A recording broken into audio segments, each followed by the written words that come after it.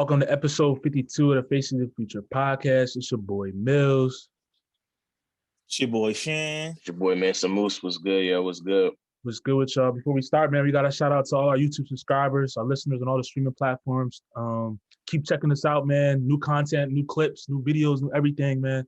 For all your up-to-date news, just saying subscribe to everything. And keep it coming. Share with your friends because we're trying to get this following up, get this listenership up. What's good with you guys? What y'all been up to? Moose in the pink today, got the beard flourishing, fresh cut. You know what I'm saying? I need to step my game up. I'm looking rough today. You feel me? I'm looking rough like I just got out of bed.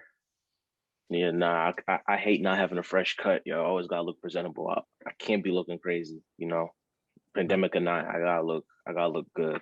I feel that, bro. I feel that you gotta look good. That's what I always have the debate. Like when there's be times I'm like, yo, do I want to grow my hair out? Or do I want to keep a fresh fade or whatever it may be? Because I feel like it's just more maintenance when you got more hair on your head. I'm even tired. My shit not even long, but I'm already tired of it. You feel me? I feel like I need to go back to my fade, bro, just on a regular. Yeah, nah.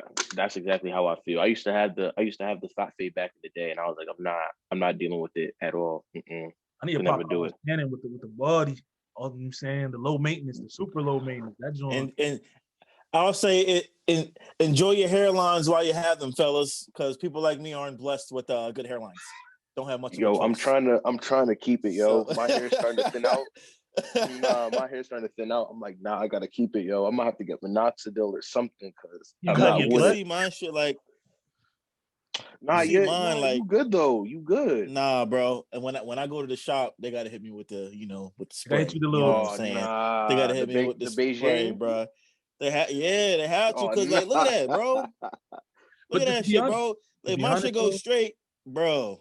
The gaps right here is crazy. To be honest, though, it's okay though. I done seen like your joint at the normal rate. I say it's not really bad. You feel me? I done seen some bulls that got like balding patches. Their hair don't go in no more. You know what I'm saying? I've been in the shop where I seen people like, dang, that shit. And Cole bring it back to life. How y'all feel? Cole was the man. Cole, book it up.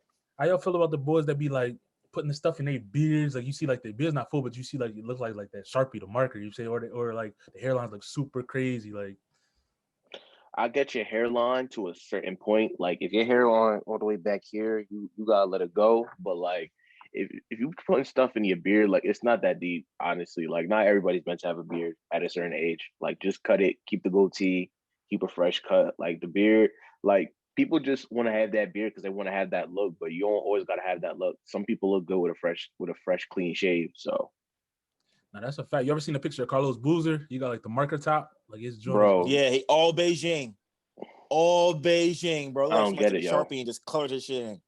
It don't make no sense. Yo, I was talking. I don't know if I was telling somebody this. Yo, it's just a random thought before we just hop in. You ever been in a situation like maybe like younger years, college or something like that, where you was talking at a girl, right? And you was messing with her, and then you find another joint, right, that's even better. You was hollering at it, but you didn't know they was friends. And they hit you was just like, well, yo, you talking to me and my own girl? Like, for sure. We didn't all done that dumb shit before. Shit. This didn't happen in high school. It didn't happen in high school, but it happened before. Life happens. Like, nah, because I was thinking about the time, bro. I was in college, bro. And I was talking about one joint, and I was like, she was cool. But then my homie's like, you want to holler at my girl? My homegirl, she's tough. You know what I'm saying? I'm like, started hollering at her. I go down to spring break with one of my homies, and all of a sudden, I get a Snapchat with both of them in the frame. I'm just, oh nah. Both of them in the frame. I'm just like, oh man. Nah. Yo, I just left that joint open. I just left that joint open, kept it pushing. I was just what can you say? You caught red-handed. You might as well just eat it. But the thing was, it wasn't red-handed because the thing was I didn't know that they knew each other. You feel me? Because they went to two totally different schools. One lived in where I was at in college. The other one was a whole different state. You feel me? It just so happened. They. Oh wow. Yeah, they knew each other before college, and it was just like, dang. They probably just told each other, yo, I'm talking to such. Got caught red-handed. I'm like, dang. But I just had to see what your thoughts was on that because I was thought about it was a crazy scenario and I was just like, it's not a crazy scenario. I think that's happened to everybody, guys and girls. I feel like some dudes be talking to the same chick at the same time too. You kicking it with your homie, you show yo I'm talking to this John like Me too. You know what I'm saying? So I feel like it could be going both ways. Yeah, that's a fact. But who do you think be caring more? Like, do you think? I feel as though guys are more territorial when it comes to something like that. That's just me personally. Because Kevin, when it comes to like that alpha male status, you don't want to know that someone else can get the same joint you talking to, whatever it may be. You feel like you have some like I'm hollering at this joint, she bad, whatever it may be, and you find out your homie, like you said, Shan, I'm talking to her too. Like she in my messages, whatever it may be. Like I don't know. What y'all thoughts on that? Kevin Samuels would agree. Would agree with what? Kevin, agree with what though? He would agree that guys don't like that. Guys don't want to feel like a girl that they messing with or a girl that they dating or married to. They don't want their girl to be accessible. I mean, I agree with it. Like, I think that girls, I put it like this. I think that guys in the long run are going to feel it more because guys always want to be able to find. I think that guys low-key always want to find that one girl that they want to settle down with, even though they want to play games. But in the short run, girls are going to look at it and be like, damn, unless like yo was really serious with one girl and you was messing with the friend on the side. So it's like in the long run, the guy's always going to feel it more. So he's going to be like, dang, like this is a girl that I was feeling or this is a girl I was talking to, unless y'all was just both trying to smash. But like, it depends on the situation. I think in the long run, if they're looking for a relationship, I think a guy's gonna feel it more. But I think a girl's just gonna be like, damn, that's crazy. And then keep it pushing, keep it a stack. No, I agree with that. I feel as though like you said. Yeah, so I think like Toby said, it depends. Like if y'all both talking to her trying to wife her up, that's one thing. But if y'all both trying to smash, I don't think they were like, go ahead, do your thing. I'll fall back. Or we could both smash if anything, you know what I'm saying? Either or, but dudes definitely be in their feelings. And a lot of dudes in that situation will try to act like it's not bothering them, but deep inside that shit be eating. That shit hurt. That shit hurt.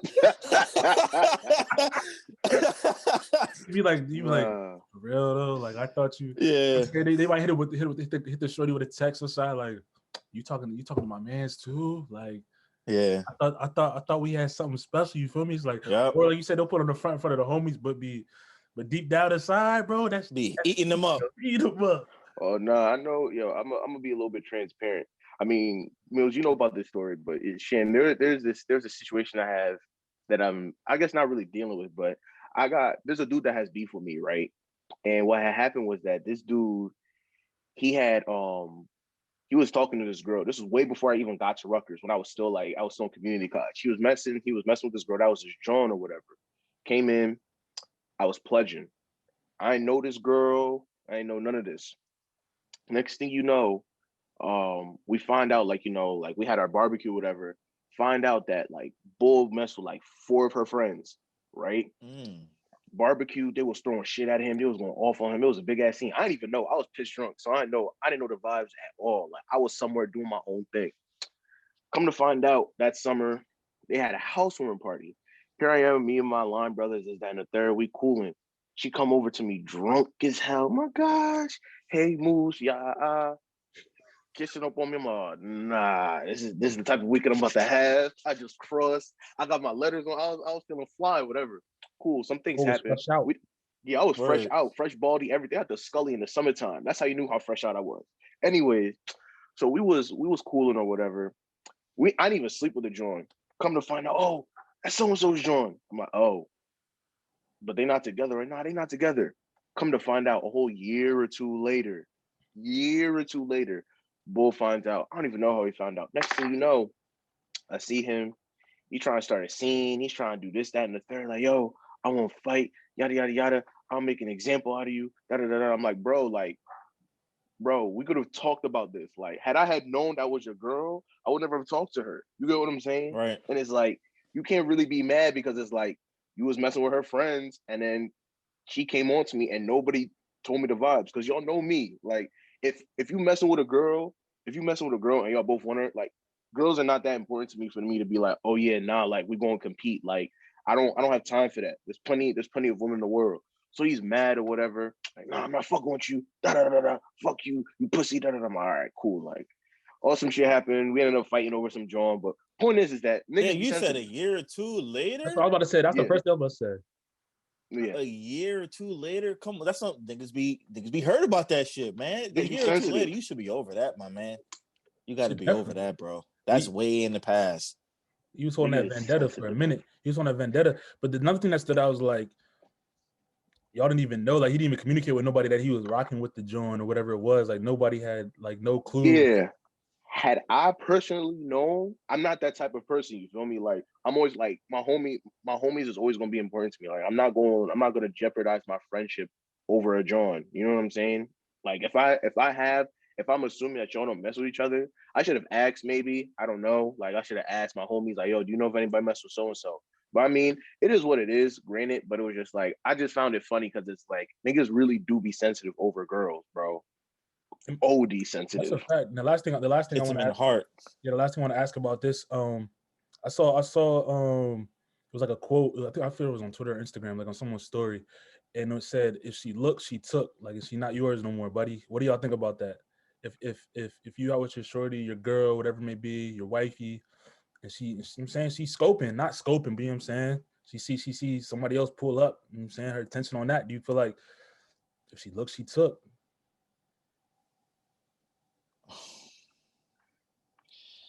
How do y'all? I don't think so. I don't think me personally. I don't think so. But I don't necessarily agree with that. People is always going to look.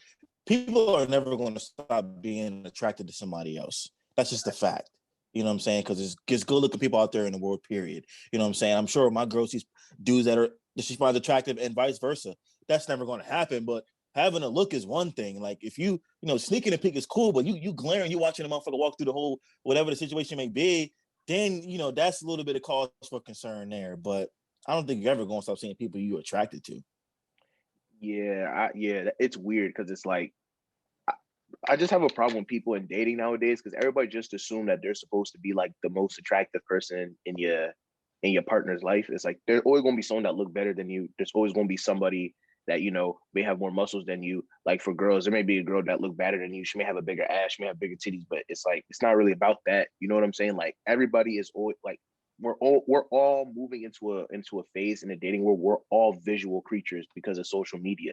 So when you see somebody that's mad attractive, you're like, dang, like she look good, or oh my gosh, like he's really handsome. Like we're all becoming visual creatures. You know what I'm saying? So it's like if a girl looking like it's not about whether or not you look, it's about how you act on it. If you're with your homegirls, oh my gosh, she's cute, but I got a man, like I don't gotta deal with it.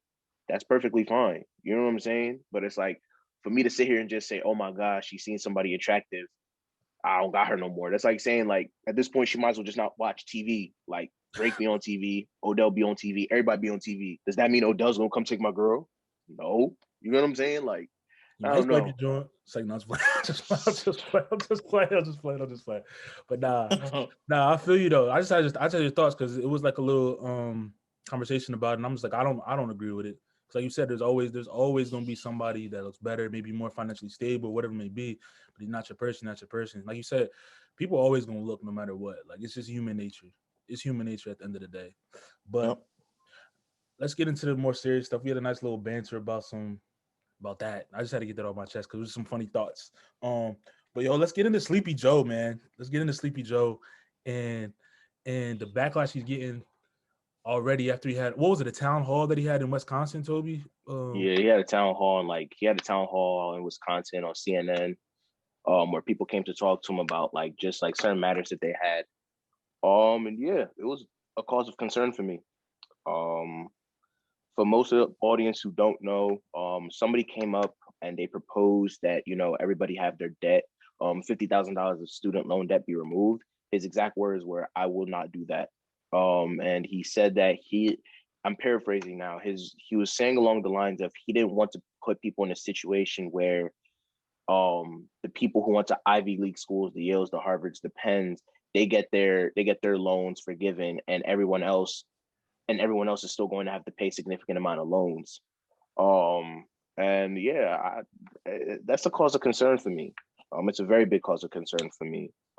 Just because of the fact of like, you kind of have to understand like, and this is why statistics and people paying attention to stuff is important. Like Joe went to UD, right? He didn't go to an Ivy League university for law school or undergrad. And so what's funny to me is that most of the people that go to Ivy League schools don't have a lot of federal loan debt. You know what I'm saying? Because those schools are very, very close knit. There's a smaller institution. You know what I'm saying? And I read an article actually this morning when someone from Harvard was saying that like most of those Ivy League schools really prevent a lot of the students from taking out a significant amount of loans. So it's like going to that argument, it's like, okay, you're saying that you don't want the Ivy League students to get their loans forgiven, but they don't really have a lot of debt to begin with. So it's like, what are you really trying to prevent here? You know, and I feel like it's interesting because it's like everybody that was voting for Joe Biden, he's going to forgive student loan debt. He's going to help the African American community. He's going to do better with the pandemic. He's going to do better all these things. It's like, in my opinion, nothing has really changed. Let me stop you at there. all. Let me stop you there. So with that being said, because like you said, with the debt part, that's like that was a big thing that a lot of people were banking on too as well. That's kind of like that was pushed a lot in his agenda on his presidential run for the candidacy of the president of the United States and stuff like that. And now for him to say that, and then on top of that, he also went into saying that minorities and people in inner city or rural areas, they don't know how to necessarily go online and go online and like use the internet. Use the internet. He was implying that they weren't able to find out how to get the information to get the coronavirus vaccine. That's why there's not a lot of minorities going to get the vaccine. So I'm gonna pass it to Shannon on this one. When you hear that, and just based on like, not you personally, but the way we've seen people advocating for him, oh, he's gonna do this. Him and Kamala Harris are gonna do this. They're gonna do that, and for him to come out blatantly say, "I'm not doing that. Not doing what I said I was gonna basically say on my run." How do you feel about that, just as a citizen in general? Well, first off, it doesn't surprise me, not in the slightest. Was never in love with either of the candidates that are running for presidency. We made that very clear on the show, even when it came to Biden and Harris. Not really sold on either one of them. You go back and look at Joe's history, it's not surprising what he said, how he's thinking. They make all these promises to get in office. They don't come through on a lot of them. That was probably one of the biggest ones why he was voted in was the student loan debt. Watch out, Leo. And it's not surprising. It's sad. It's frustrating because you can already see you just started your presidency. It's like the very beginning stages of it. What are the next 4 years going to look like? No, that's a fact. And then Toby, to that same thought, you being someone that's heavy into like politics and pays like close attention to what's going on, does that kind of put up your guard when it comes to Biden? Even though you weren't a person that was really sold on him either, you were kind of a person that kind of like, I would say, like treaded the line between holding people accountable because you weren't really sold on them. So like when you heard what Biden said and him just like I said, asked to Shannon blatantly saying, "Nah, I'm not doing this," or attacking certain communities and saying they're not intelligent enough to do certain things when it comes to certain tasks. How does that make you feel personally? It's the same thing that I've been talking about. Like, it's like I said like at the beginning of last season, it's like it's going to be interesting when race relations come up and race relations become a topic, because it's like most of the things that happen now have to do with race. Statistically, we see that most of the people who carry student debt are minorities, like African Americans, Hispanics, Asians, people of that nature. And so it's like it's really interesting to see that now all of a sudden it's something that you were banking on, and you saw that a large amount of minority people came to vote for you to have that removed, and now all of a sudden it's, yeah, no, I'm not doing that. I just want to put money in early education. It's like people are not looking for that right now. Like, we're in the middle of a pandemic, and you guys have to vote just to give us money when people have been filing for unemployment for months. You know what I'm saying? Like, and on top of that, people still have to worry about loans, even though it's on pause, or I think the interest rates are on pause until like September or something like that. And it's like there's so many moving parts that are going on. And if you just want to appease people, make things easy, you could have just did that. But my thing is that you didn't. You just, it sounds like you kind of sold a lie. Though I think he's probably going to remove some debt, hopefully. Will I be surprised if he doesn't? No, because I don't think that was his agenda coming in. I think his agenda was to say anything he needed to say to get the vote, and then for him to now go and fulfill his agenda politically. Because I think every president has a specific agenda. Like Trump had his agenda. His agenda has been the same since he ran for president the first time back in like 2000, right? And so I just think that like going forward, it's just going to be very, very interesting to see how Biden is going to move, especially when 2024 comes around and Donald Trump is coming to run for president again. And people are really, really looking at him because people were really saying this. We're holding you accountable this year. We're holding you accountable. So now it's like the people who were praising, saying that we got Joe Biden in office, saying that, Trump is out of office. What are y'all going to do now? Because he's not doing half the shit that he said he was going to do. You know what I mean? Yep. So I'll say something about like the whole Black community. That shit is just a slap in the face.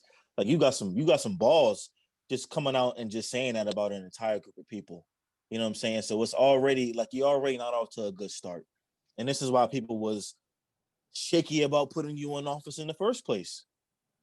No, that's a fact. My biggest thing with the whole, that's not it just specifically Biden, but just I would say this last year and a half, 2 years, is that when things happen, current state, nobody comes up with solutions for how to fix the now. It's always, we're gonna do this 5-10 years from now to help this in the future, whatever it may be. What are people gonna what are politicians gonna do for the now? Like how come no one is trying to implement anything to affect the now in a positive light? Why is there no action being taken to adjust things like the natural disaster that happened in Texas or even student loan debt like we talked? Like why doesn't anybody plan for that? Because I think the biggest problem with it is that people bank. The biggest problem I think with politicians is that they have an agenda that they want to move, and they move that agenda with the assumption that their party is going to stay in office for X amount of years. Does that make sense? So it's like Joe Biden's whole spiel, I guess, during his term in office is to unify the parties. But the reality is that like it's a little bit far-fetched, because it's like you're trying to unify people who have essentially shown that you guys think about things on two different sides of the spectrum, at least, or it appears that you guys do. Mm-hmm. And so for me, it's like you want to unify the Democrats and the Republicans, but it's like, how do you plan on doing that when it's like you have people like Mitch McConnell and half of the Republican Party who are still super loyal to Trump?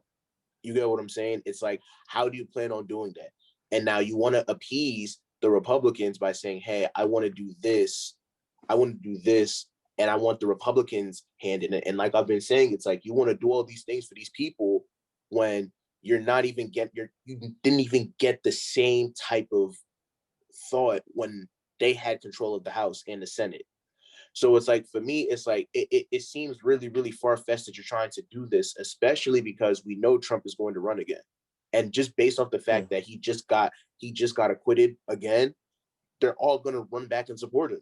So it's like, how do you sit here and tell me now that Joe Biden, who's essentially told us that Black people and minorities can't think and can't use the internet, the guy who essentially ran on making false, empty promises, is now going to sit here and unify us with a party that's already shown time and time again that they're whites, that they are associated with white supremacists, that they all want to sit here and move to the sound of Trump's horn, and most importantly, don't give a fuck about the Democrats. It's not going to happen.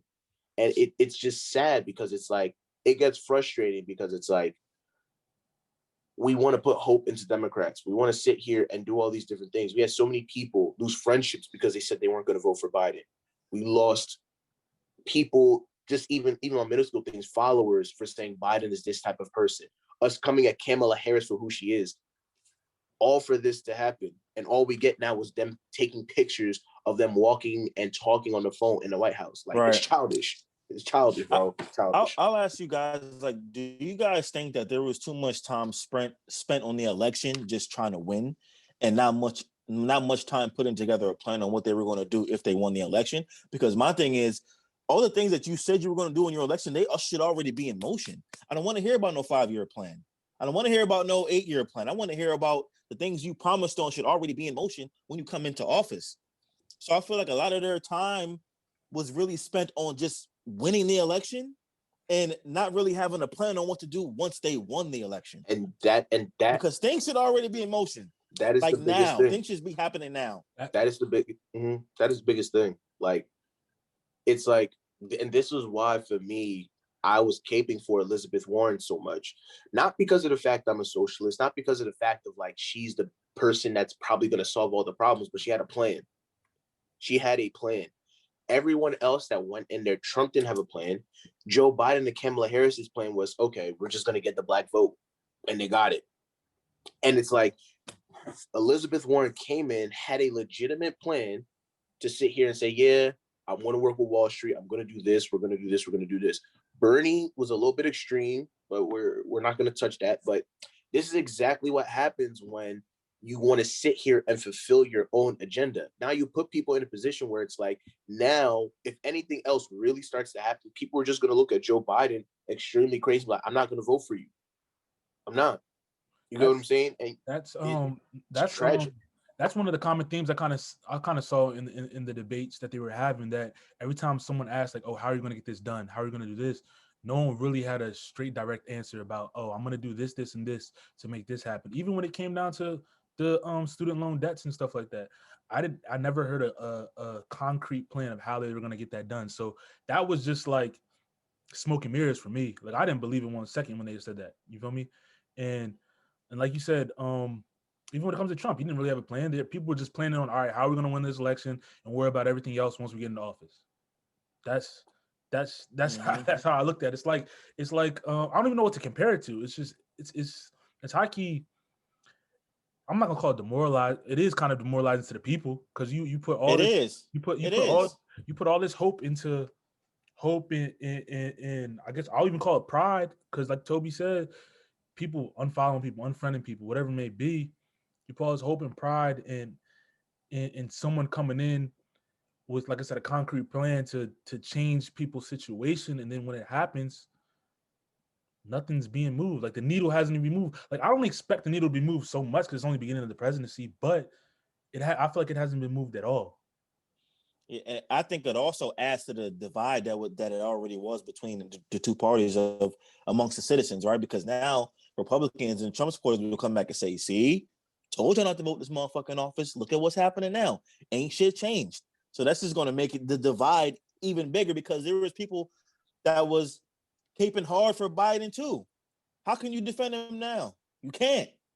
You can't. It's not even just that. It's going to be even harder to. It's going to create an even bigger divide between the people, just in between single parties. Like, think about it. Like, the Democrats, you have the super extreme liberal socialists who want extreme socialism because they feel like that's the key to everything. You have the people who are in the middle, and you have the people who want to keep everything the status quo. And the biggest problem is now that, like, you're looking at it, it's like, well, we wanted Bernie in office. You guys didn't want Bernie, and now look what happened. Now you guys all look dumb as shit. The people in the middle is like, okay, well, it's like Bernie is not the solution, but we all knew Joe Biden wasn't the solution. And because Bernie's not here, we had a better chance of having Bernie fix our problems rather than Joe Biden, but he's not here no more, so we have to vote for Joe. So it's like, it makes you feel pissed, because it's like going back to the whole original statement, just even as African Americans, of my vote doesn't count. Like, this is a prime example of what African Americans talk about when we say our vote doesn't count.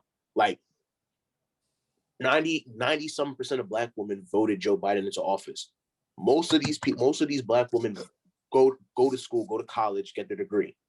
So now you now mean to tell me that they did all this, put him in office? Oh yeah, I will not do that, because I don't want the Ivy League students to get their loans forgiven when they don't even have much loans to forgive in the first place. So now who really has the huge burden right now? It's Black women. Do you think, you know what I'm saying? Do you think it's solely Black women though? Because I know that's like kind of like a key point in a lot of your arguments when it comes to certain things. But do you think that's the sole factor in which we can put that whole burden on there? I don't think we can just put the whole burden on one specific demographic of people. No, I don't mean burden in the sense of it's their fault. That's not what I mean. I mean, it's a burden in the sense of they came and said, we want to vote for Joe Biden because we feel that Joe Biden is going to hear us and he's going to solve our problems. So now what I mean by burden, it's going to go back to, all right, now we did all this for what? And now I feel like I went out of my way. Like a lot of Black women do feel like I went out of my way to cape for this person and ain't shit might not happen. And that's what I mean by burden. It's like the burden of feeling like you went out of your way for somebody and they just cut your hand. You know what I'm saying? And I think are you referring to him as like, are you referring to the specific group just because of the percentage? You say 90% because were they the largest group in which like voted for Biden, or? Yeah, I'm pretty sure. How much do you think Kamala had to play with that too? That's what I was going to ask. She's a Black woman. Too. No, yeah, no, Kamala had a huge role to play in that. But the reality is right now is that Kamala Harris isn't the president. You know what I'm saying? It's like Kamala Harris did her job. Like Kamala Harris's job at that point in time was to get all the Black people to vote. You get what I'm saying? Like to get a majority of Black women to vote. And it happened. Now it's up to Joe to sit here and keep these people satisfied. Because now the reality of the situation is now coming in. The reality of the situation is now that we know how Black women are. I'm not saying this in a bad way, but it's like they're going to hold you accountable. If they don't see shit change, they're going to come and they're going to be angry. You get what I mean? So it's like my thing is that for Joe, it would behoove him, you know, it would behoove him a lot to sit here and actually target the people who put him in office. And if he doesn't, it's just going to be a situation where let's not be surprised if Republicans end up in the House in 2024 or Republicans win Congress in 2024. Even with presidencies, though, like we can go back to Trump's presidency, his presidency, his target wasn't necessarily like when he was running for president, he kind of targeted the poor white Americans, you feel me? But when he got into office, he kind of like forgot about them in the same light. So I mean, I feel like that's a common factor when it comes to president. They know what they need to win, so they're going to target that group of people. But when they get into office, that may not be their main priority. I mean, the politicians. Yeah, that's. Nah, you're right on that he did do that. But where my problem comes in about it is that like the difference between poor white people and poor black people is that Black people they'll be okay with struggling as long as they know that they're right. Like we have a sense of pride to us, even if we're poor. You know what I'm saying? It's like this is like a Black woman. She'll be like, all right, cool. Like you're not gonna help me. I'll be poor and figure it out myself. They would rather be poor and figure it out themselves and struggle for an extra year or two than to sit here and be like, all right, I'm gonna be right. I'm gonna not be right in this situation and then still go vote for this person and still go support this person. Nah, Black women are perfectly capable of doing that. Let me ask, since we're three Black men, let me ask how you think Black men feel in this situation. Because I'm not necessarily, when the numbers came, I don't know which percentage was more towards like the Republican side, Democratic side in this election specifically. You might be more knowledgeable on that, Toby, on this, but let me ask y'all, I asked y'all how y'all felt, but like when it comes to, are you going to be angry when it comes to it? Since none of us really kind of like were too gung-ho about either side, like is anybody going to necessarily, do you think we're going to be as up in arms, I guess you could say, when things don't I think we'll be as in up in arms, but maybe not as vocal. Because I think that I don't know, like you said, I don't know the numbers either, but there was also a lot of Black men that voted for Biden as well. You know, to get Trump out of office. It was 89% of Black men voted for Joe Biden. And it was like 12% of 11% voted for Donald Trump. I mean, everybody as a Black man, it's not surprising because we see this shit all the time. It's like I feel like I said this before. It's like you're picking between who's going to shoot you and who's going to stab you. Like it's like there's no difference. You get what I'm saying? The Republicans are overtly racist. The Democrats are very, very privately racist. And it's like, as a Black man, there was really no difference because a lot of the conservatives have said it. They've said it. People who look at liberals say that they want to do all these things, but they don't really help you. Like they'll push, we want to help the Black community. There's so many things wrong in Chicago, Philadelphia. We want to help all these people, but they don't do shit the whole time. Like, right? Republicans, at least they're sitting here saying, okay, yeah, nah, we don't really like niggas like that, but we still believe that everybody can work their ass off to get where they need to be. You get what I'm saying? And it's like, for me as a Black man, I'll just use my opinion is that for me, it's just like it sound bad, but I'm not saying like it sound better coming from a Republican saying that, yo, I believe that everybody still needs to work hard to get what they want compared to saying, oh my gosh, we want to help you, but you're not getting stuff done. Because that means you're not a man of your word. You know what I'm saying? It's like, at least if I'm going to somebody that says you're racist or I hate niggas, but I'm gonna still hire you because I still think that everybody needs to work their ass off, I would rather talk to somebody like that than somebody promising me something and I bank on that and it doesn't happen. Because then at least I developed at least a bit more bread working for somebody that may not like me, but they've given me an opportunity to at least put myself in a better position, but not better than that person. So it's like, as a black man, it's just the same thing that all the conservative black men were talking about. That like, yeah, ain't shit gonna happen. I don't know how I feel about that. Like what you put in that scenario, saying you would rather work for someone that's openly doesn't like you, that doesn't want to do this, doesn't want to do that. Because I don't know if I would, even though they know you're gonna hire you because they know you're gonna work hard, whatever it may be. But I don't know if I would just be comfortable in that situation, in grand scheme of things, knowing that, yeah, you're gonna be working hard, but they're gonna keep you they might keep you at a level where you can't get to a certain point because they don't like you. They blatantly don't like you. So we're gonna let you work hard. We're gonna let you get your little bread, but you ain't gonna be where we're at.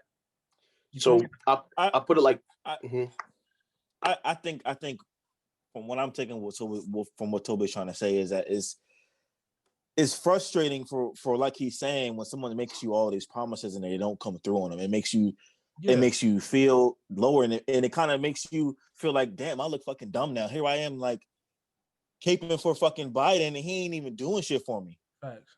So that's what I took from what he just said there, pretty much. No, I understand that, but what I'm trying to say is, what I'm basically trying to get at is, we shouldn't have to choose from one or the other, in my opinion. I agree. No, you're right. It shouldn't be limited to just, all right, you have to pick this side, a person that's going to lie to you about everything, and you got to, like Toby said, get your hopes and dreams or whatever may be up and get all gung-ho just for them to let you down. Oh, but if you don't want that, all right, we're going to suck it up, put our, what they call, pick your bootstraps, whatever, tighten your tie, and go work for someone that blatantly hates you just because you want to get $1 at the end of the day.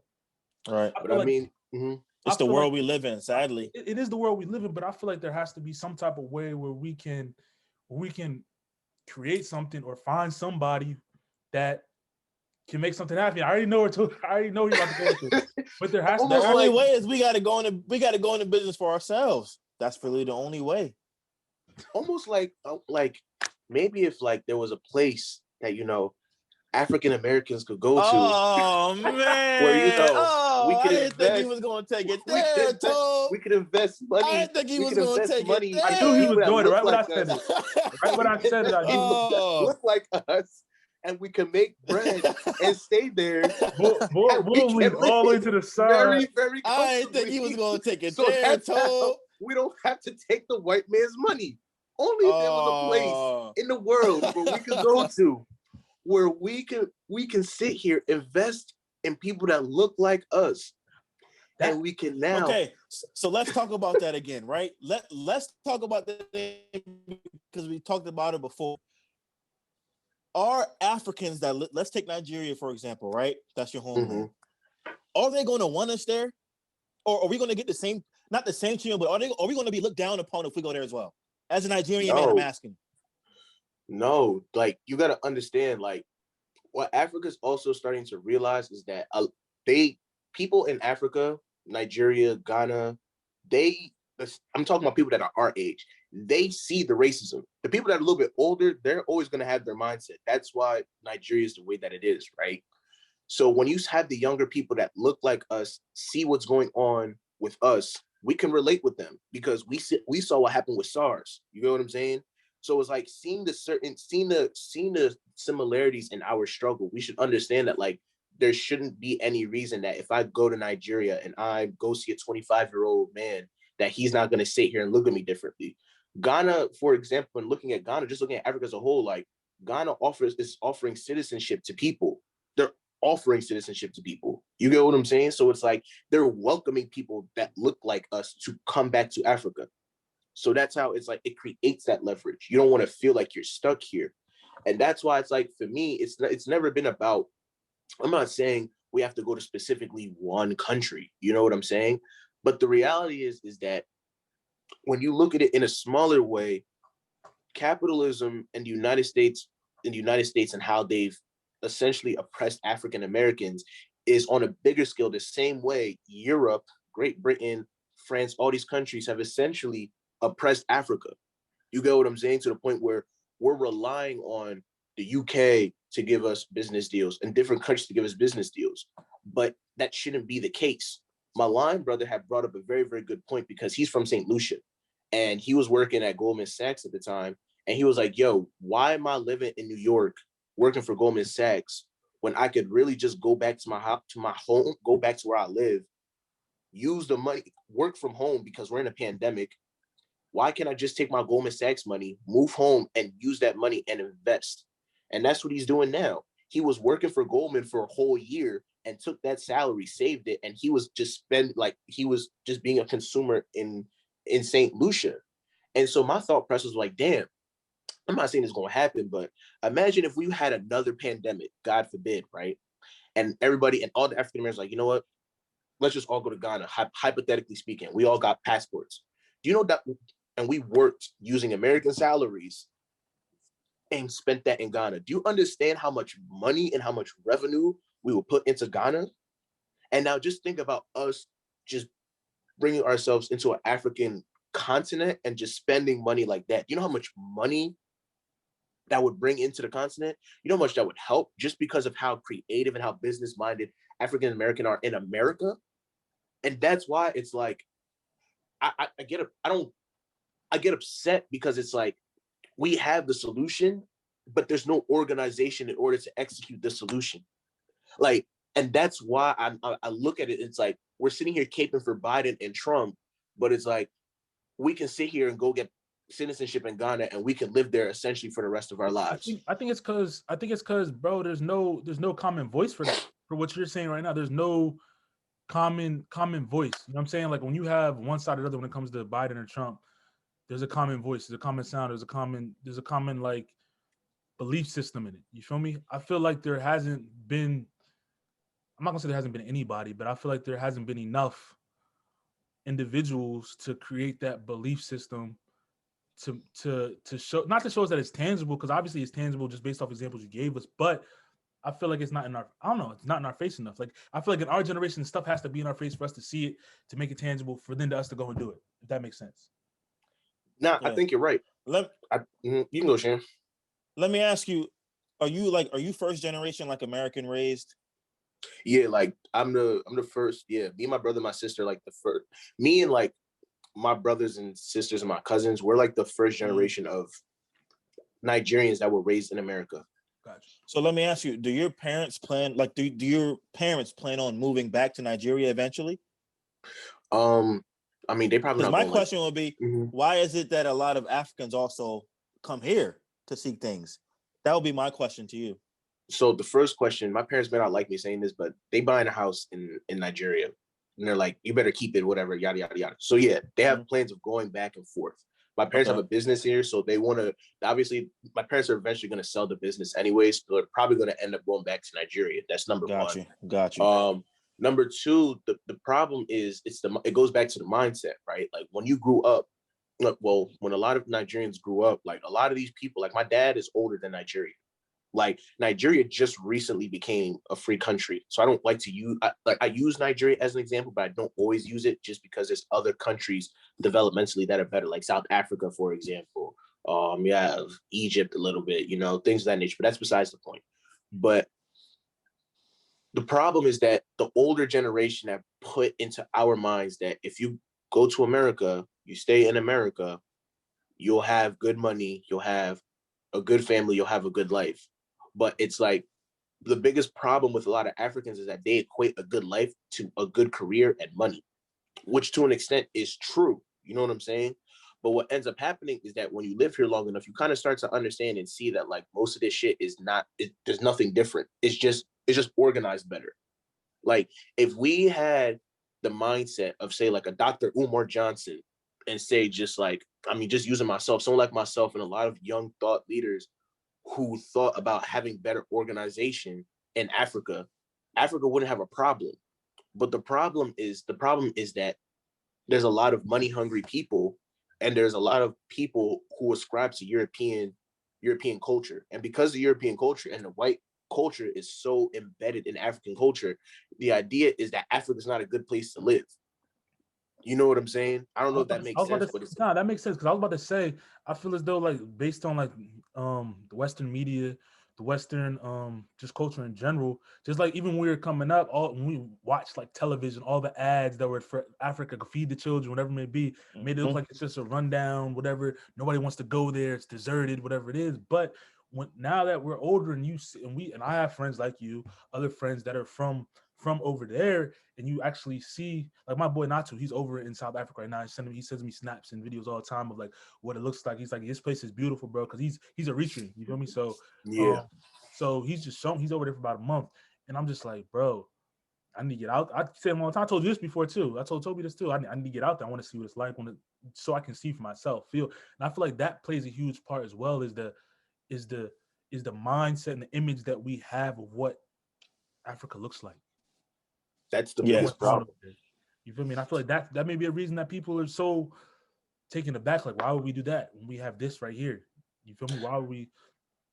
That's always been my thing. It's always been like, and that's why, like, I've always been offended by like the concept of like people feel like Africans are not welcoming. Like, it's all about the people that you talk to. If you talk to somebody that grew up, who grew up and was there for the Civil War in Nigeria, there's no way that you're going to think that any African is going to want you in that country. You know what I'm saying? To an extent, I would even think that just because I grew up here. You know what I'm saying?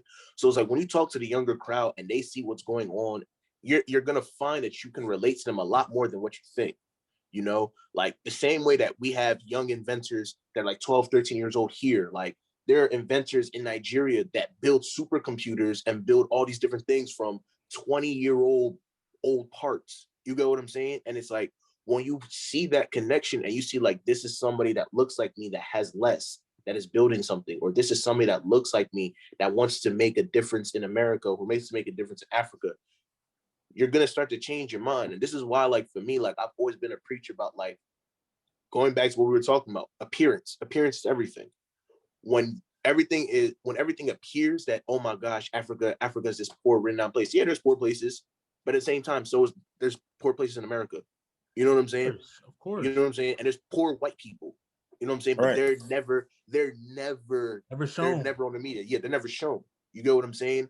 So it's like, when you look at it like that, and when people see the most beautiful parts of Africa, you know what I'm saying? Not even just from a standpoint of just saying you have nice buildings, but just seeing the beauty of people that look like you, just living in beautiful forest, trees, just having people just relaxing and just feeling comfortable, you're going to understand that, like, the way people talk about America, I'm not saying America doesn't have its pros or doesn't have great positives, but you'll start to see that it's not, the differences, the similarities and differences are really not that different from each other. They're closer than what you think. Facts. Nah, that was good. That was a good little explanation about everything as well. And just to get us back on track to what we were talking about before we transition to what's going on and what happened in Texas. What type of run do y'all think? What type of run do y'all think Trump's about to go on in 2024? Because he's coming back with a vengeance. Yes, he is. He is gonna come. He's gonna come strong, and his fucking supporters are going to be off the shits, bro. It's going to be wild. It's going to be fucking wild, and I'm not looking forward to it. It's going to be crazy. All you're going to hear is, "See, I told you these last 4 years was this. Told y'all Joe Biden was this." I think it's going to be madness, absolute madness. He's coming crazy. He's coming crazy. Like, I want everybody to understand, this man is going to come crazy. In the next, I'm telling you, if he doesn't fulfill anything that he said in the next 2 or 3 years, is dubs. You thought everything back in 2016 and I really think because of the way over. that, I think because of the way that people saw how people came out to support Biden, people are going to be coming out to support Trump like crazy, bro, like crazy. And it might, and it's either going to be a tighter election than it was this past time, or Biden's is going to get blown out the water.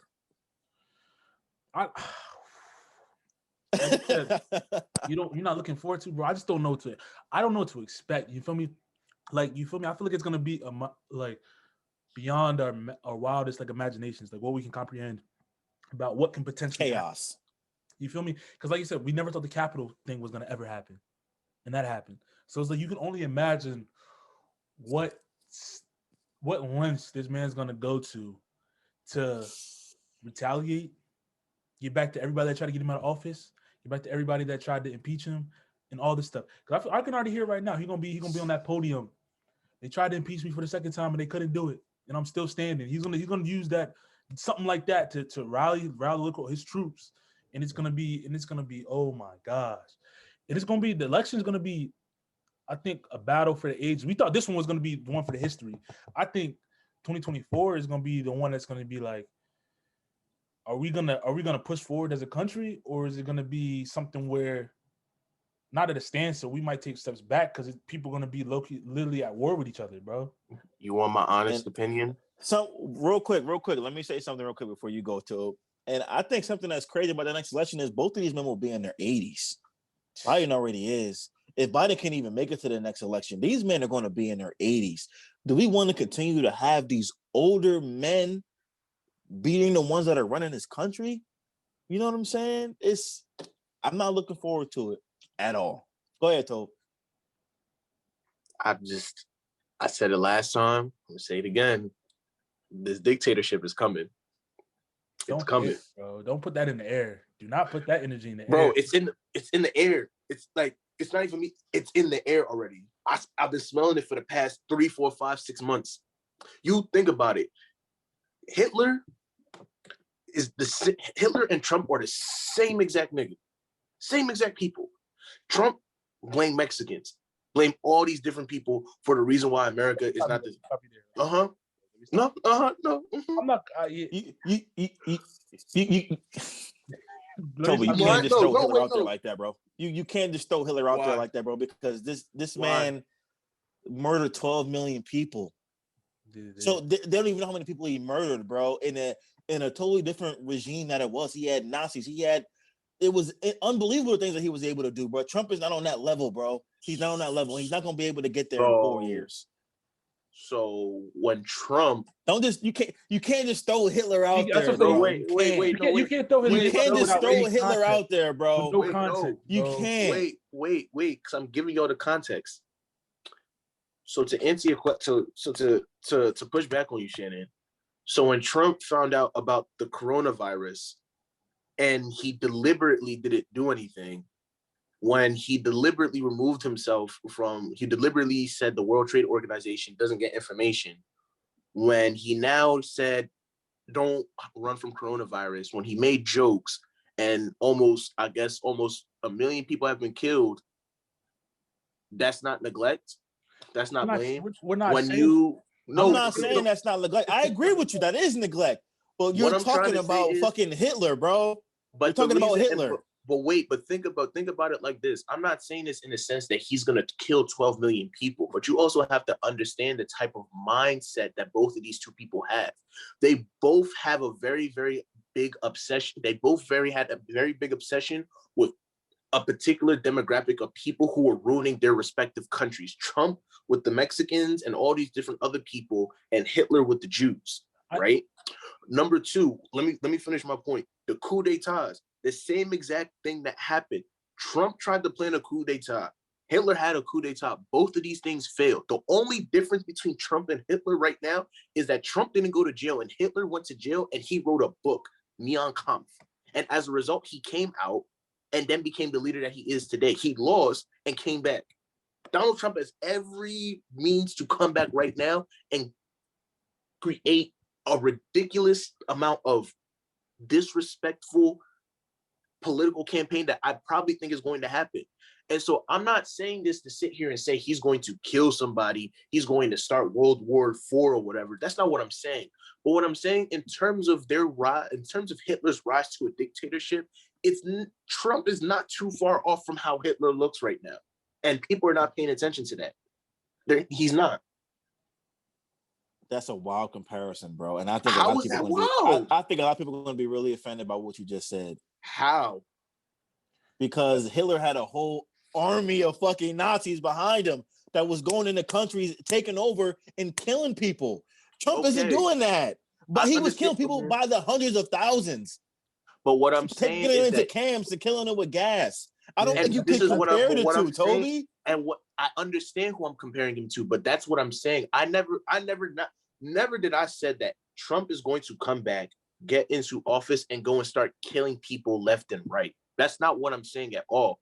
But what I am saying is that Hitler came into office, had total control specifically because when the Holocaust happened, part of what people tend to also forget is that when the whole situation happened with the Jews, when they tried to seek asylum in America, Americans were like, nah, we're not doing that.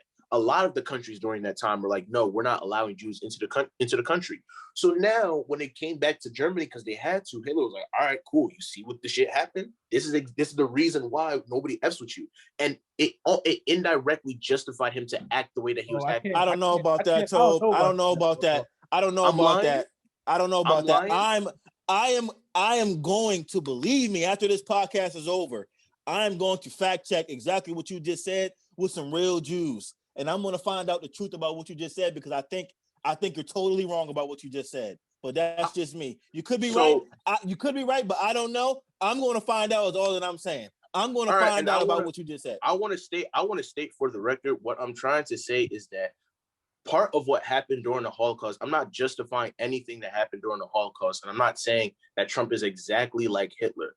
But during this time that happened, from what I read and from the information I was looking at, the Jews did try to leave the country. Americans were not letting Jews into the country at a certain point in time.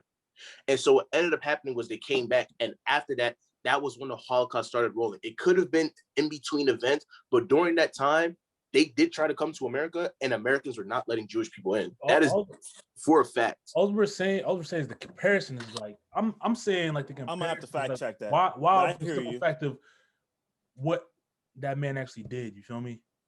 Like in the simple fact of like what actually came about from him being in power, you feel me? I understand what you're trying to get out in terms of like their rise to power or whatever it may be and all that stuff, but I don't know if it's gonna get. I don't know. You have to use a different person, I think, than Hitler. Because Hitler, what he did, it was unfathomable, and I don't think we'll ever see it again. Now, there's been other genocides in other countries, but I don't think we'll ever see it on that level and have it be so blatant as it was during those times. You know what I'm saying? I would compare him to a different dictator than Hitler. I would very much like to say that I get what y'all are saying, and I understand what you're saying. Actually, I'm not going to go there today. I don't want to do it today. But all I'm going to say, I'm not going to go there today, but all I'm going to say is... Go where? All I'm going to say is, I think that American history has its way of projecting certain things in certain ways to make themselves look like heroes. Nah. I don't think. Nah. I think you're. No, listen. Listen. Oh man. Listen. The American history part, when it comes to what's projected as empire, yeah, but I don't think any of us are putting America in the light when it comes to that. In terms of this conversation right here, I understand. We all know the American history is altered to make us look a certain way. We know that. You feel me? That's not something that's not known. But I'm saying when it comes to this specifically, I'm not necessarily. Hitler is in the class of his own, bro. He's in the class of his own. No, ain't nobody gonna be able to touch that. Period. The man murdered 12 million people. You gotta look on your face all you want. That's another fact that I'm giving you, bro. Nobody in this century will be able to do what Hitler did, bro. In terms of this century, yeah. But what I'm trying to say is, I don't deny what Hitler did. But what I was trying to say is that my problem with American culture, my problem with American history is that a lot of times we shift narratives a certain way to make it seem as if something is extremely terrible. What other people do are extremely terrible. Like, I don't deny the fact that Hitler killed 12 million people, but let's also not deny the fact that a bunch of Europeans did go to the largest continent in the world and probably killed more people than we ever can imagine and brought them here as slaves. But we're not saying that. But we agree with that. We agree with that. What I'm trying to say is I'm using that as an example to say, like, I get your point of what you're saying in terms of in this century that will probably never ever happen. A lot of things will probably never ever happen again during this century.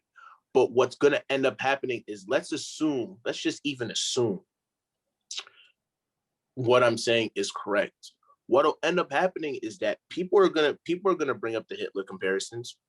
They will, not in terms of killing people, but they'll bring it up in terms of rise to power, how he was preaching, how they both had similar hatreds towards a group of demographics, and just specifically how they were going to end up treating people who were against him.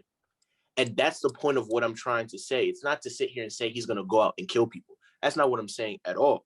If anything, I think that he's just going to send hella people to jail. Hella people to jail. So my point to that would be like when you bring something up like that, I think you have to be clear in your rhetoric and what you and like how you. Y'all didn't let me finish. That's why. No, we heard. I honestly think that anytime bringing up Hitler in the conversation, I just don't personally like it just because of what he did, the amount of people that he killed. He had Hitler Youth, he had women, that regime was insanity. I can't, and it's still to me unfathomable that the rest of the world sat there and let something like that go on and watched it go on for as long as it did. You know what I mean? So I just think when you I could point to a lot of people that hate a certain demographic or a certain group, but I'm not gonna compare them to fucking Hitler. I mean, we can. That's all I was trying to say. We can even look at our country as a whole, like in what we do in other countries. You feel me? Like so, like when it comes to like American history and stuff like that, I don't ever put our country like on a high pedestal because we do some outlandish stuff. We've done some outlandish stuff when it comes to our history in general. I don't disagree with that at all. That's why I said when you say like American history, we have a bad like perception based on this. I was like, I don't feel like we like the ones that are in this conversation had that perception because we know what really goes on. But we know what really goes down. We know that certain things happen in certain places, and people don't want to see it as that. They'll call them war heroes, whatever it may be. But if you look at the grand scheme of things and why we're over there for reasons, a lot of times we shouldn't be over there killing, bombing places, whatever it may be. I agree with that totally. We do things we do things for the sake of democracy. We were in the Middle East for the sake of democracy. Yeah. We built a democracy in Israel, right? And just bringing it all back. Now it's like we did all this stuff since all this time for the sake of democracy, all for us to now be in a position where we didn't even want Joe Biden in office. Like we were essentially indirectly manipulated to end up having to vote for him just because of how the DNC was moving behind the scenes. All for us to now, because we didn't want to move to a progressively socialist country, we now had to automatically vote for Biden because they wanted to push their agenda. And it's like, just even going to Texas now, it's like, it's the same exact thing. We voted for somebody through democracy for what? For him to now go say, hey, my daughters were at home and they wanted to go to Mexico. I don't give a fuck about that. That's a travesty. Hey, speaking of Ted Cruz, let's just be so everybody knows what we're talking about. Yeah, like we're talking about Senator Ted Cruz. Like I don't give a fuck about your daughters. They want to go to Texas. Like I don't like. Excuse my French. Like it's fuck them kids. Like you sat here, wanted to get voted into office. You sat here and you supported Trump. You left your country open for the coronavirus. You let all these people get infected. You let all these people get killed. You guys are racist as fuck. You guys were hanging people during the George Floyd protest. And you mean to tell me now that your excuse is, oh, my daughters wanted to go to Mexico and they wanted to have a better life. Kind of the same way that the guy that you were sucking, that the guy whose dick you were sucking was trying to prevent for everybody else. You wanted to give your kids a better life and security in a different country. Kind of the same way that the same country you're going to, they're bringing people here to do that. And this is how you treat them. The same guy, they were putting them in cages, putting the kids in cages. So for me, I like, at this point, if I decide to run for office or not, it don't even fucking matter. If Ted Cruz or any of the politicians or any people, if I decide to run for office, see this, think about it like this. Everybody and their grandma was sitting here complaining about Ted Cruz. Y'all put him back in office. Now he's complaining about his daughters, but y'all were putting kids in cages. but you're complaining about your daughters and they didn't have a good life. So think about all the kids that y'all just put into cages because of ICE. Think about all the kids that you classify as criminals in the South. Like, I don't give a fuck about that no more. Like, all the shit that you're saying to me is bullshit. You were voted into office.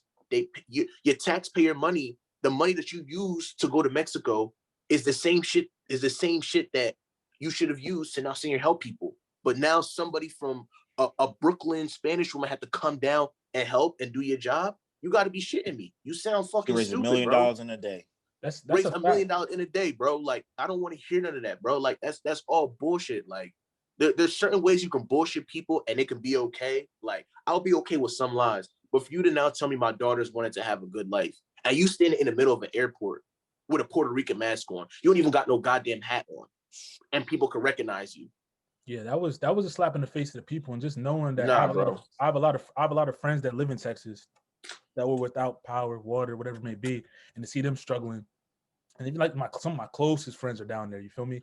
And this is like that's ridiculous. And then when I come to find out, when I read more into it and just hear from them, they go to certain areas, downtown areas where more wealthy people live at, quote unquote. And they're using all the energy like nothing's going on. But the surrounding counties, surrounding areas are struggling. People are dying. People are freezing to death outside. Then, like you said, when you go back to the people that are in the cage, the ice cages, they said they got people in ice cages that are freezing. The kids crying because they can't feel their feet, hands, whatever it may be. And you have your senator going to a different country. To Mexico, of all places. The place that they so badly and so dearly hate. That makes zero sense to me. Now, you sound like a hypocrite. Two, you don't even care for your people. Three, and when you're in that position of power, you're supposed to be serving the people, not thinking as a selfish individual. You know what I'm saying? So, and then he comes out and say, "Oh, I didn't want them to have to travel by themselves, just dropping them off, and I was coming right back." Like, nah, bullshit. Son. And then you got a whole suitcase with you. Did you see the group chat that leaked with his wife? Nah. They said she was hitting up all her friends in the group chat. Hey, you guys want to go to Mexico just so we can get out of this for a little bit? Like, and I was just like, damn. Yeah, man, that's crazy because I got an aunt that lives in Texas, and she's telling me they haven't had power and they're cold as fuck. And it's something that's funny that I saw that Ted Cruz said was, "I'll believe in climate change when Texas freeze is over." It's a snowstorm in Texas. It's a snowstorm in Texas, in the Midwest, bro. That shit doesn't happen. It looks crazy. They're not even built. People don't even have fucking shovels, bro. People don't even own shovels or boots. They don't even own it. They're not prepared to deal with something like this. And one of your leaders decides, in the midst of all this shit, he's gonna go to fucking Cancun. Of all places. Motherfuckers are boiling snow. Like, niggas are boiling snow to have fresh water. Like, register that.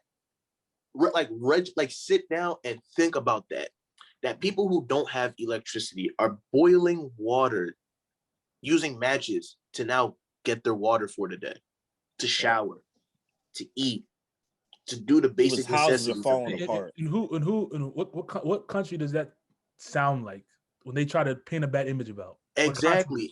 And that's exactly what I'm about to say. They paint that as what Africans do, or what people in developing nations do. And now look, the same people that you now are saying that, oh, we're this great country, these same people are now experiencing the same thing that you guys love to document in Africa and do your little random BS mission trips for. Think about that. At least in Nigeria, if there's no electricity, you now just go and put on generator. You'll be okay. It's simple. You now have bags of pure water. You'll be okay. No, but now you're sitting here in Texas. Now you don't have you have to boil snow to get water. Now you have to find a way to filter the water. Now you have to go and find a way to go and find generator to go and do it. My African accent is coming out. Let's go song today, bro. Let's stop, please. My African accent is coming out today. let me relax. I'm getting mad. My African accent is coming out. It's registering to me. I need to relax. Oh man. Let me relax. Boy started going off, yo. I need to relax. To his bag, bro. He did, bro. Let's get to the Face of the Future song of the day, presented by MBT. Check us out on all social platforms, on Instagram, MBT_1%, on Twitter, MBT The Future, and check out our YouTube page, MBT Face of the Future, and subscribe. The Face of the Future song of the day comes from an up-and-coming artist out of Toronto, Canada. Her name is Makayla Miller, R&B artist. My girl actually sent me the song, and it's fire, bro. She's dope. It's called Drown. So once again, this is Makayla Miller, Drown. Once again, that was Makayla Miller, Drown. Check her out, man. Song is straight vibe, and it's one of them records that I feel as though is like bringing R&B back to the mainstay and the direction that a lot of these artists are starting to put out like quality music. Let's get into a little sports, man. Yeah. So, the NBA is in full swing right now. We're coming around to the trade deadline. You got a lot of players that are going to be on the move. So Draymond came out last week and was talking about the Andre Drummond situation where the Cavaliers are going to trade Andre Drummond. They totally shut him down, so he's not going to play, he's not going to practice, none of that stuff.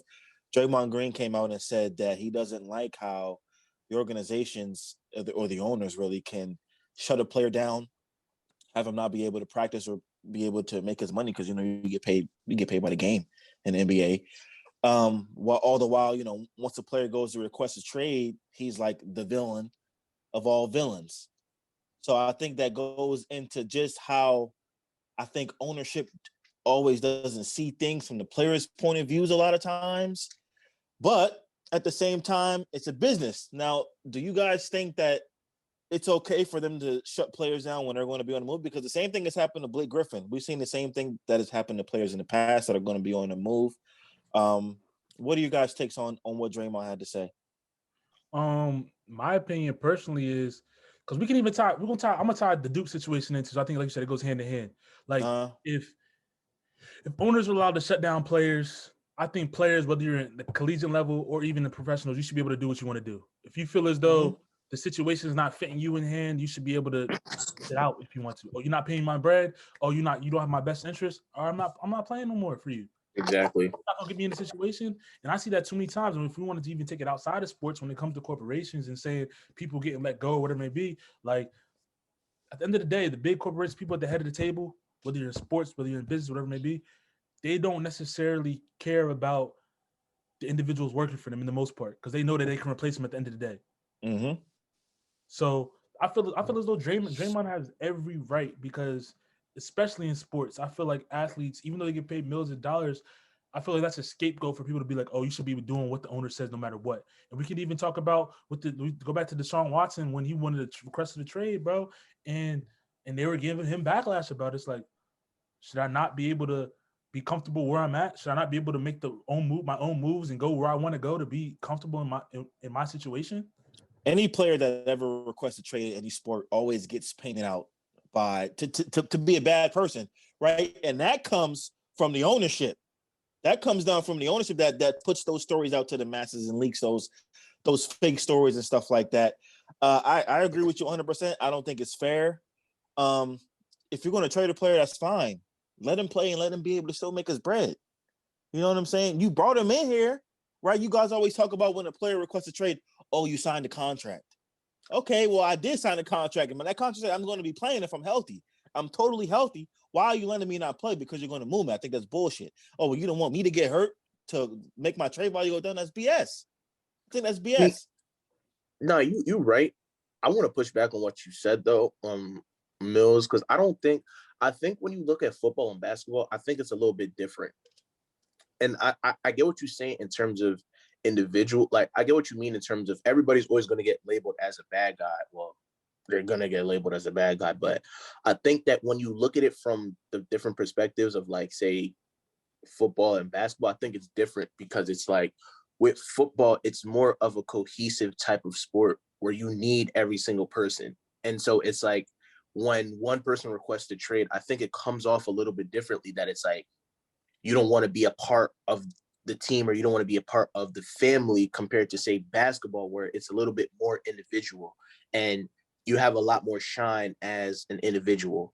So I think you're right in terms of, yeah, there are always going to be different ways people are going to look at it, but I think it's a little bit different from football and basketball. I don't agree for the simple fact that, and I'm gonna use collegiate and pro because it happens on both levels. When it comes to people want to sit out, opt-outs happening more and more. When a coach does this, when do you ever see them being painted in a bad light? I'll use Scott Frost, for example. He was at UCF. They went undefeated for 2 years straight, whatever it may be. He got up and left and went because he got his dream job at Nebraska. Left the kids waiting, no coach, whatever it may be. Messed up the cohesiveness of the whole program. But people are applauding him. He got his dream job.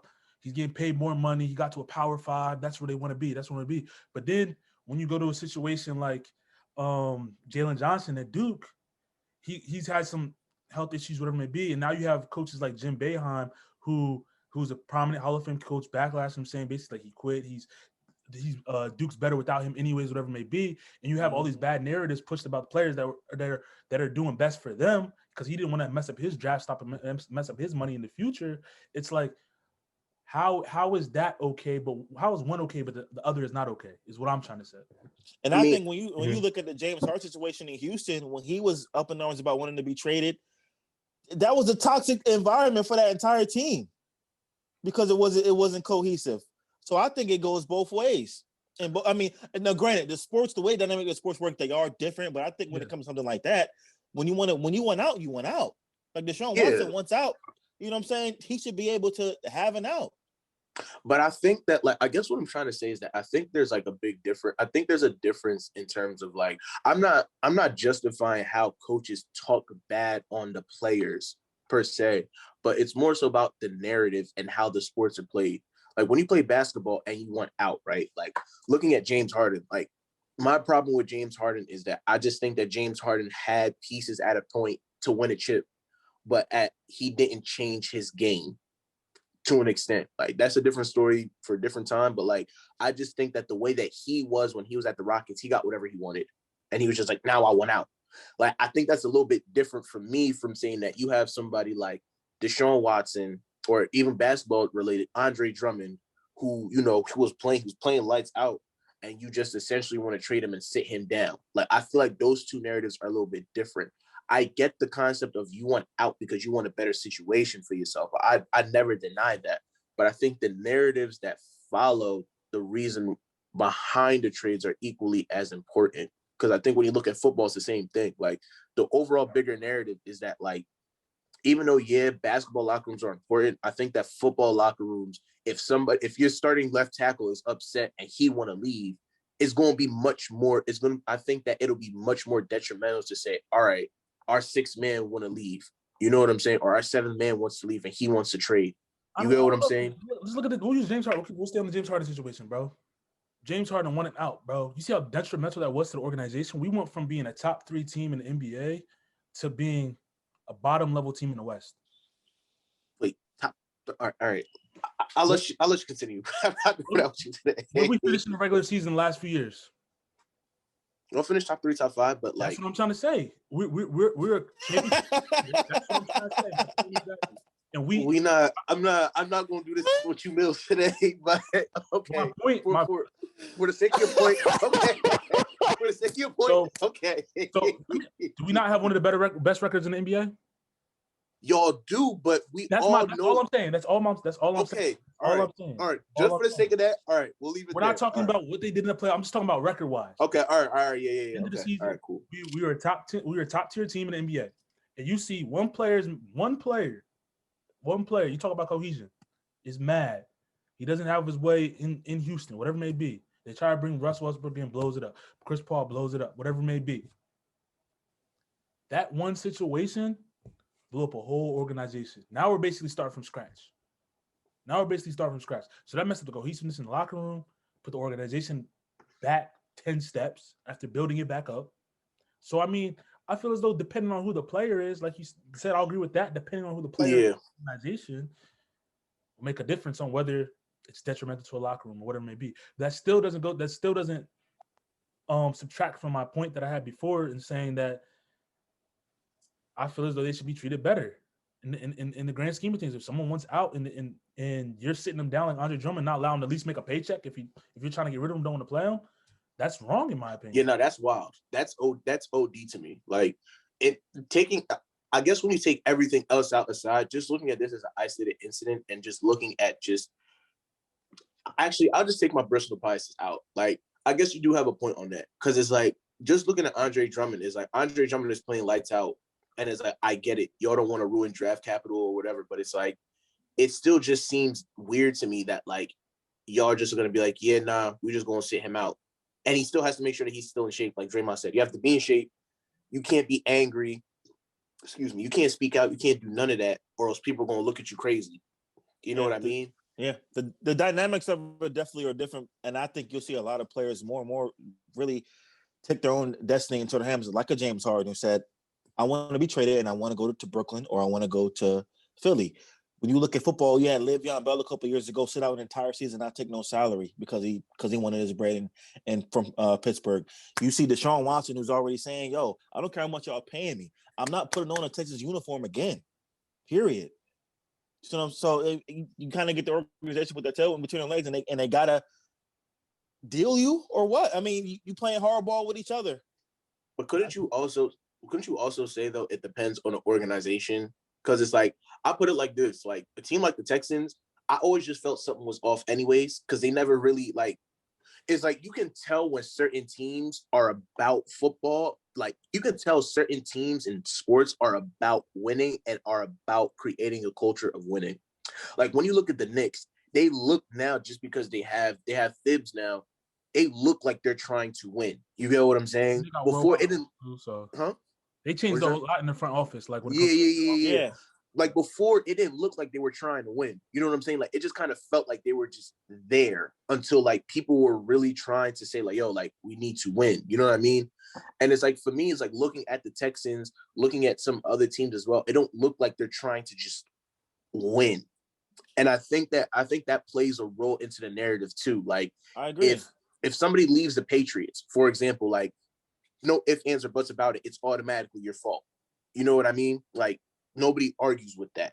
When you go to a situation like the Texans or probably the Eagles, or I mean, before the Browns, like it just, people kind of looked at it and was like, okay, like we kind of get it, we kind of don't.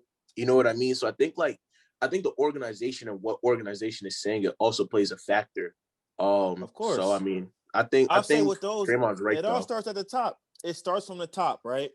If your front office isn't in order, you cannot expect the rest of your team to be in order, right? So when we talked about the Houston Texans, Bob McNair was their owner. He passed away a couple of years ago, but he was on record saying when, the whole Colin Kaepernick kneeling thing was going on, he said, quote, it's like letting the inmates run the asylum. Pretty much is what he was said. Is what he was saying. So that's why Deshaun Watson was like, yo, that's when it all started to go downhill, right? Then you had Bill O'Brien, who a lot of players didn't like, trades DeAndre Hopkins without even telling him, right? Again, this is front office shit. So you talk about the organization, the way things are run, 100% has a part to do in it. And here's my thing, right? If I'm ownership and I'm front office, why do I want a player that doesn't want to be in my organization here, right? If I have a guy that's my franchise quarterback and he doesn't want to be here, I'm going to move him, because if more than anything, my franchise quarterback has a lot of say and a lot of pull in my locker room. He can also influence guys that will say they don't want to be here. So why would you want that kind of aura, that kind of vibe in your locker room, in your organization? So I don't understand why they're like saying we're not going to trade him.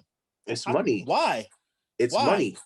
It's money. Think about it. Like, it's like, I'll use the equivalent before this. Look at the Knicks, for example. The Knicks were a trash team. Like, they still would be considered a trash team, but they brought in so much revenue, even being a trash team, to the point where it's like, even if they were trash, it didn't matter because they was making dollars. So it's like for the Texans, it's a situation where it's like you're competing with either Houston or you're competing with Dallas. You get what I'm saying? Dallas is going to be profitable because Jerry Jones is just he markets himself as the Cowboys. When it comes to the Cowboys, it's the brand. Yeah, you know what I'm saying? Yeah. So when it comes to the Texans, they don't have a strong brand. So it's like, for me, looking at it from a front office perspective, if you don't have the brand that's going to keep you profitable, you need the players to keep you profitable. And the reality of the situation that, in my opinion, the Houston Texans are not going to be profitable if they don't have Deshaun Watson. So of course they're going to want to try to keep him, but because he's already said he's not playing, it's not going to do any justice for them. But they want to keep him because they're going to try, okay, let's appease him so he can play, so he can make us money. That's the only reality of the situation. Because it's like, if you're the Lakers, if LeBron, well, let me not say LeBron, but if you're the Lakers and Alex Caruso's like, yo, I want to get traded, they're going to trade him in a heartbeat. They don't care. You know what I'm saying? Like, because they make the money already. They'll bring in their revenue. If somebody from the Cowboys don't want to play there no more, they trade them because they're going to have the revenue. The Texans don't have that. They don't have that type of pull. You know what I'm saying? You're right, so, but they could get so much for him. You could really revamp your entire franchise with the trade of Deshaun Watson for things you can get from other teams that are desperate for a starting quarterback, right? If a team gives you 4 first-round picks in 2 seconds, what you want to get is players, right? Yeah, you can revamp your entire franchise. Like if they make a trade with the Jets, for example, right? They get the number 2 overall pick in this year's draft, and they get a couple first rounders and a couple second rounders, right? You can draft your next franchise quarterback in that draft with the 2nd overall pick, and then you can get good players in the draft. That's how you run a good franchise. You don't just hold a player captive because he can make you bread. At the end of the day, if your team's not winning games, you're not gonna make no money anyway. Nah, you're right on that. I also look at it from a standpoint of like, I think you also have to realize that the fans also connect with people as well. Like for me, I'm looking at it from a standpoint of like, you're definitely right. They can get new players, but do you get a Deshaun Watson? Like, think about it. You're not going to get him again. People are going to come, whether or not the team was bad. People came to watch Deshaun Watson play. You get what I'm saying? It's like people just come to see certain people play. People went to Giants games to go watch Odell make a play, just to watch him make one crazy play. Watch Deshaun make one crazy play. People go watch the Chiefs because they make that crazy play just based on how they play. So it's like when you lose that, you just gonna lose your fan base. You know what I'm saying? So it's like, you're right, they can get the young players, but I think like the Texans are acting wild in terms of the trade situation just because of that. But it is wrong, like you said, though. It's 100% wrong. They're not thinking properly. I think with the Texans, they already lost the most recognizable, probably best Texan in the history of their franchise, JJ Watt. They cut him. He's not only one of the best players in their franchise history, but he is a Houston staple for all the philanthropy that he's been doing in Houston. Remember the hurricane a couple of years ago, all the money that he was raising for that. He's huge in their community. So you already lost, quote unquote, one of your biggest draws, your second biggest draw behind Deshaun Watson, I will say, or maybe even your first. I think he's number 1. So, I think JJ might be. So maybe even you already lost your big dog. Do what you got to do. Trade that man who don't want to be there. Revamp and rebuild. That's crazy. How the Texans it could all be so simple. The Texans lost 3. They're 3 top like money makers that people came to see in a matter of 2 years. Yep. With Hopkins, JJ, and now about to be Deshaun. So I mean, yeah, that's crazy. I got a question for both of y'all to almost wrap up this segment. When it comes back to the Duke situation with the kid Jalen Johnson sitting out, and even with Jim Boeheim, what he said about him Duke being better without him. Do you think like situations like that starting to occur, kids like taking more ownership of their future as opposed to just listening to what coaches have to say, whatever it may be? What are you about to say something? I was gonna say let me go first before Tobe go. Okay. Do you feel as though that's gonna play a part in the brand of college basketball? So we talked a while ago about social media and the effect that it has on, right? These kids already, when they're in high school, they already have their own brands, right? Jalen Johnson already has a couple 100,000 followers on IG already. People know who he is. He was one of the best high school recruits to come in, and he's in Duke. Now, I'm taking everything into account here, including this COVID year, right? Duke is in a down year. You don't know what's going to happen with the tournament. And you're seeing, a lot of players essentially not go to the league and go to the G League. I don't know if you guys have watched the G League that they have down in the bubble, but it's terrific basketball. Mm-hmm. Terrific basketball. You're seeing a lot of guys that are saying, forget about college and going right to the league to make their bread, because it's just a lot. Kids are ready to make money now, right? This kid he can drop out of school. He can sign with an agent. He can already get some money already coming beforehand. Then he'll go to the draft. He'll be a top 5 pick. He'll be a top 5 pick already. That was already decided, no matter how the season at Duke played out. So I think a lot of these kids are going to be taking their own brands, which they already have, into their own hands. We're in a down season. We don't know if we're going to make the tournament anyway. Why not leave school, get ready for the draft so that I can be more prepared for the league already? I don't fault them for it. So I think a lot of these kids will start taking their destiny to their own hands pretty much. There are going to be a lot of more players that are going to go to the G League. And already, as far as college basketball goes specifically, it's already kind of a joke with the one and dones. I mean, that's what the whole University of Kentucky program is built off of, one and dones. So I think, to answer your question, you'll see all of these kids will start taking their own brands and their own names into their own hands. Because essentially, you don't need to go to the NCAA and play college basketball to go to the league for the top players, the top players. Nah, you right. It's I think one of the things that people don't understand, it's like, I think what a lot of college coaches are not seeing as well, or they probably do, I don't know, but I think that just in general, what people aren't seeing is that the NBA started to run their organization the way FIFA runs their organizations. If you notice, most of all the soccer teams have their U17, their under 17 teams. They have like their developmental league teams. You know what I'm saying? They put the kids in a pipeline to play for a certain team. And then after that, they go and play for the big club, and then that's how they start their careers. So it's like when you look at students now, it's like, because basketball is so much similar to soccer in terms of like you can just be the star of the team and just bring so much pull to that team just the way that it's played. It's like most of these students, they are going to take their destiny to their own hands, because what's the point of me saying that, I mean, I'm going to college for free, I'm doing all this, but if I'm still better than everybody, I could still go and say, I don't need to be one and done. I could just go to the G League, play for the 70, go for the 87ers, whatever they are. And then after a couple years, I make my bread, 50, 60K a year. I can take care of moms, take care of my girl, whatever, develop myself, go into the league, and then make millions. You know what I'm saying? Like, it's basically the soccer pipeline.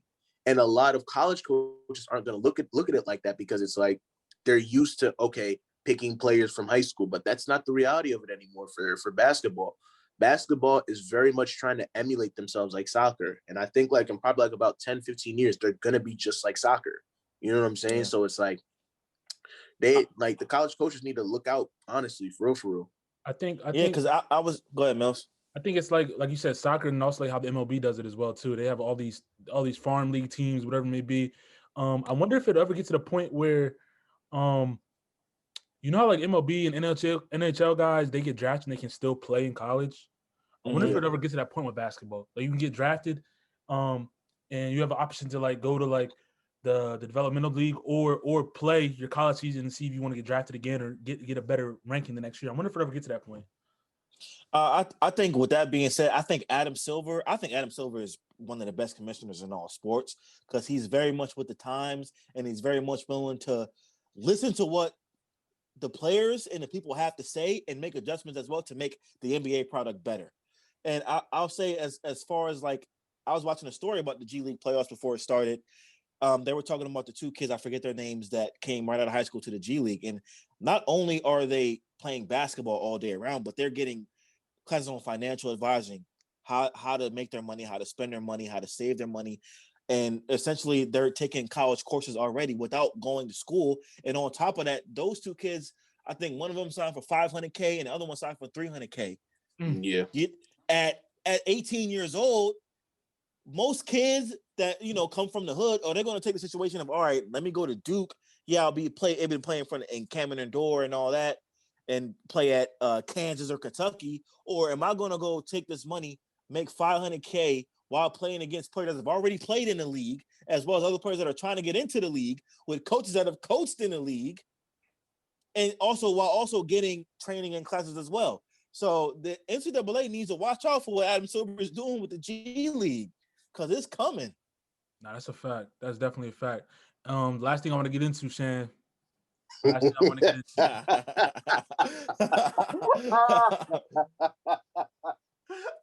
Woo! Woo! How about that boy Carson? How about that boy? I'm not gonna hoot and holler today. I'm not doing it. I'm not doing it, bro. I'm not gonna get you up in a storm, because we know what happened last time we talked about the Carson and all that stuff. Yeah, I went off the rails last time. I went off the rails. Let's not even. That was. I was on some shit that day. That's all. Let me get your as an Eagles fan, a diehard Eagles fan. Let me get your final goodbyes, your final thoughts, and how you think Carson's going to do before we wrap it up. I think Carson will be fine. He's back with Frank Reich, who he was the MVP in 27 with Frank Reich. I think he has the weapons that he needs in Indianapolis. Top 10 offensive line, top 5 defense with an ascending head coach. You know, he got Jonathan Taylor and AJ Dillon and the guys. And I just think that the situation in Philly, it was over and done with. Once the season was over and done with. And my thing with the whole situation is this. We just talked about people not having trust in their organizations, right? Carson Wentz and Doug Peterson both were done with the Eagles front office. This has been my entire problem from the very beginning. Now, don't get me wrong. Carson had a fucking terrible season for the ages. That's not even something that we can sit here. I can't even sit here and defend that because the motherfucker threw 15 picks, had like 24 turnovers total. You can't defend that. He played fucking terrible. A lot of those issues were organizationally because he wasn't getting coached up. Doug Peterson wasn't on the same page with Jeffrey Lurie and Howie Roseman, who's the GM. Howie should have been the one that's been gone, in my opinion. Because, I mean, there's no reason that Doug and Carson should both be gone. There's no reason. Doug and Howie and them had a meeting at the end of the year. They wouldn't give Doug any say over the personnel of the team, which I don't understand how you can do that with your head coach. That's why I don't like the hire of Nick Sirianni concerns me because he already signed off on the fact that Howie's going to have final say on personnel and game day personnel. As a head coach, how can I not have a say in who the fuck I'm putting on the field? Yeah, and I think that was one of Doug's issues. So I think that Howie's has absolutely butchered this entire franchise. They have no talent on the offensive. Well, they have talent on the offensive, but they're old. You have no weapons on the outside. You have J.J. Arcega-Whiteside, who drafted in the second round, who's a healthy scratch. He has like 11 catches in 2 years. Okay, Jalen Reagor's a first-round bust. You putting Jason Peters out there at left tackle who can't even move. You have an old defensive line. You have no linebackers, and you have one good secondary player in Darius Slay. This team is in hell. This team is going to be bad for the next 2 or 3 years. And here's my thing. I'm not mad that Carson had to go. It was time. He had to go with what went on. I love Jalen Hurts, and I love him since college. I don't think that he's in a position to succeed in Philadelphia because of who's in the front office. And what I also think is going to happen, they're going to draft another quarterback with the 6th overall pick. You know what I'm saying? So the team is going to be bad for the next 2. They have no direction. That's what's so frustrating to me about it. And that's why I was so pissed off the last time we talked about it, because it's not just a Carson thing or a Doug thing. It's the whole fucking organization as a whole. Jalen is not in a position to succeed. And I fear that the second he doesn't play well or something, it's all going to fall on him. I can't put all the blame on him. And last year, I told you about Carson Wentz. He will come back to the sideline. Him and Doug wouldn't even speak. He wasn't getting coached up. Nobody was holding him accountable. But if I'm the owner of your fucking team and I see that shit going on, I'm sitting you motherfuckers in the room. Y'all need to figure out what the fuck is going on between y'all. Point blank, period. Y'all need to sit here and y'all need to figure it out for the sake of this organization. And I just don't think that Jalen is in a position to be successful with the players that he has around him, with Howie Roseman being the GM, and they're going to draft another quarterback at 6. There's going to be another quarterback controversy. I don't see they're going to be bad and they're in cap hell. They're in cap hell with an old roster. So they're going to be bad for the next 2 to 3 years until they can get the proper guys in to turn it around. I don't have any faith in them. Yeah, I think Howie Roseman needs to go. I think that the moment Howie Roseman leaves, I think that the organization would be better. Like, he's been there for 20 years, and obviously he has a vision of what, like, the Eagles should be like or what they should be doing, but it's like, I think that now he needs to find something new, because it's like, because I was looking at it when I saw Doug Peterson, I was like, okay, cool, they believe in Carson. All right, cool. Then next thing you know, Carson's going to be traded within days. And then it just never really made sense to me, because I was like, okay, so why did you get rid of Doug Peterson? And then I was like, okay, Howie Roseman's still there. And yeah, I just think that they need a new GM who's competent. Like, at this point, I don't want to say like Kyrie Roseman isn't competent, but I think for the Eagles now, he's not competent for the Eagles right now, and I think they need to find somebody else because it looks bad, and it just looks bad because Jalen Hurts is a black man.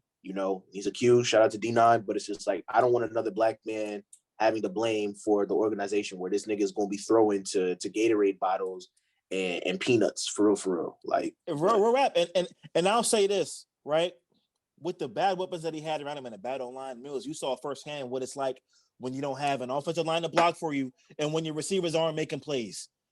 You see what can happen to a quarterback, period. No matter how talented you are, you see what can happen to you when you don't have anything around you to work with. And on top of that, you're not getting coached up properly. Exactly. It's a perfect storm. And I think it goes back to the same reason that Andy Reid left Philadelphia. He didn't have enough say over personnel, right? As a football coach, y'all know this. You need to have a say in when you're putting on the field. Because at the end of the day, if you don't have good players that you put on the field, when you lose a game, it's going to come back on you. It's going to come back on you. So I don't know how you can sit there as a football guy, and Howie Roseman has not been a good guy at evaluating talent. Their last Pro Bowler since 2012 is Carson Wentz. That's the only one. You have Donnell Pumphrey, who's a bust. You have Jalen Reagor, who's a bust. Then there's Arcega Whiteside, who's a bust. You have guys that you drafted in the early rounds that aren't even seeing the field. Your picks in the first round are supposed to be guys that come in and make it. Your first 3 round draft picks are supposed to be guys that can come in and make an impact immediately. You have guys that aren't even suiting up. Some of these guys are healthy scratches on game day. It doesn't make any sense. You know what I'm saying? So your eye for talent has been horrible. You drafted Jalen Reagor when you had T. Higgins on the board, you had Justin Jefferson on the board, and you go and draft a guy that was predominantly a punt returner in college, and you make him your WR1? It doesn't make any sense. So I look at it, I'm like, yo, what is going on? I don't have any trust in the organization to be good then on top of that, the next couple of years. And then on top of that, and then we'll wrap it up. During the season, when you got a hidden gem like Travis Fulgham come in and ball, and then all of a sudden Alshon, who doesn't produce, you go away from him. You go away from him and bench him. That makes zero sense to me. You found somebody that's producing. You got the Eagles were looking for a receiver to produce. You found somebody that produces, and then when you don't give him the rock. Your top guys come back, quote unquote.